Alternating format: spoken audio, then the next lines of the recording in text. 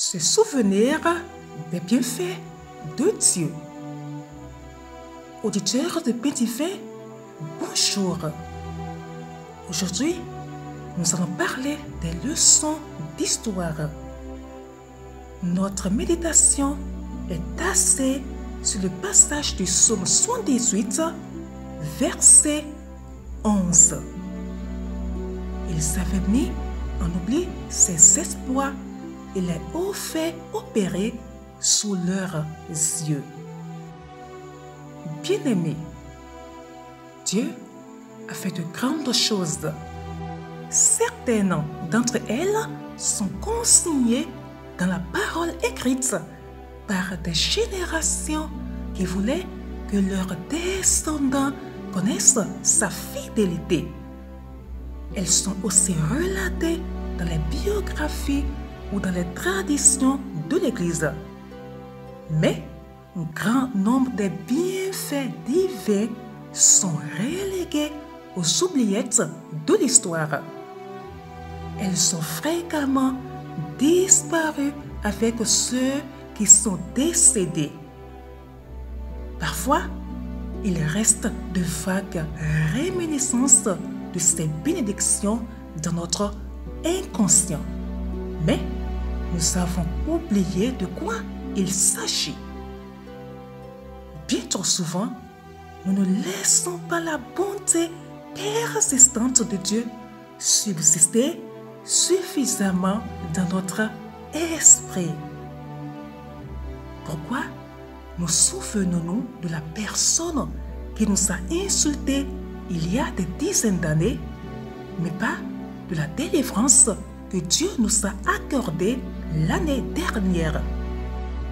Nous pouvons garder une rancune dans toute notre vie, mais si on nous demande comment Dieu a répondu à nos prières par le passé, il nous est difficile de répondre. Il a effectivement répondu, parfois même par une intervention spectaculaire. Mais nous avons toujours tendance à nous concentrer sur le prochain obstacle, le prochain problème ou le prochain objectif qui se présente.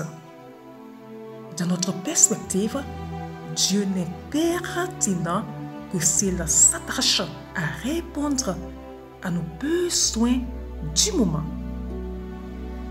En fait, Dieu nous paraîtrait plus pertinent dans son action présente si nous pouvions nous remémorer ses victoires du passé.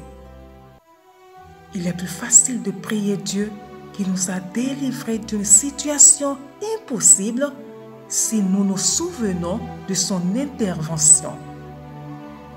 Nous prions avec foi quand sa force miraculeuse est présente dans notre esprit. Nous prions avec ambivalence quand elle ne l'est pas. Bien-aimés, assurez-vous que sa force soit bien présente dans votre esprit. Si vous n'avez pas l'habitude de tenir un journal de prière, commencez dès maintenant. Inutile d'entrer dans les détails.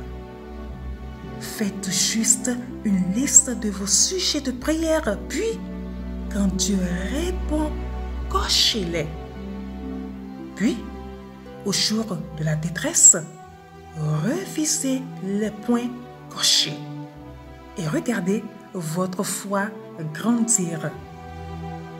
Les repères spirituels que vous avez posés et détermineront la profondeur de votre foi.